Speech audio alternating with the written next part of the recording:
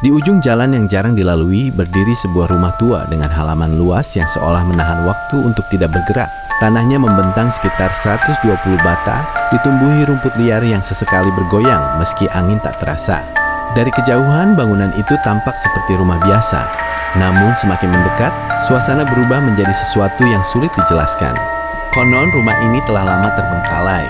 Dulu tempat ini dihuni oleh seseorang yang dikenal memiliki ilmu yang tidak biasa. Banyak yang menyebutnya sebagai praktisi ilmu hitam.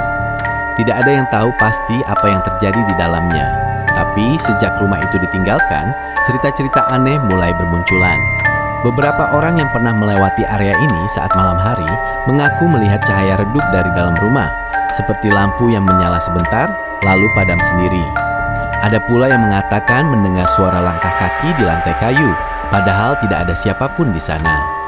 Bahkan sesekali terdengar seperti bisikan pelan memanggil tanpa nama.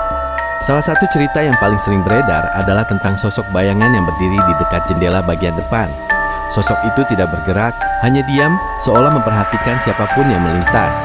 Anehnya, ketika didekati tidak ada apa-apa, hanya jendela tua dengan kaca yang sudah buram dimakan usia.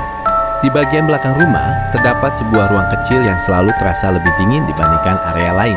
Beberapa warga sekitar percaya disitulah dahulu ritual-ritual dilakukan. Ada yang pernah mencoba masuk, namun keluar dengan wajah pucat tanpa mau menjelaskan apa yang dilihatnya.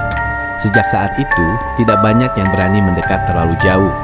Mitos lain yang berkembang menyebutkan bahwa tanah ini menolak untuk benar-benar ditinggalkan. Beberapa kali ada yang mencoba membersihkan atau bahkan membeli, tapi selalu saja terjadi hal-hal ganjil. Alat kerja rusak tanpa sebab, suara-suara aneh muncul di siang bolong, atau perasaan tidak nyaman yang datang tiba-tiba membuat niat itu urung dilakukan. Namun di balik semua cerita itu, ada sesuatu yang menarik. Rumah ini berdiri di atas lahan yang sangat luas, jauh dari kebisingan, dikelilingi suasana yang sunyi dan privat. Bagi sebagian orang, tempat seperti ini justru menyimpan potensi yang tidak biasa.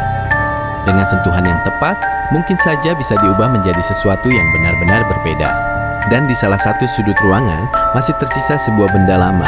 Bentuknya sederhana, tidak terlalu mencolok, tapi entah kenapa selalu menarik perhatian.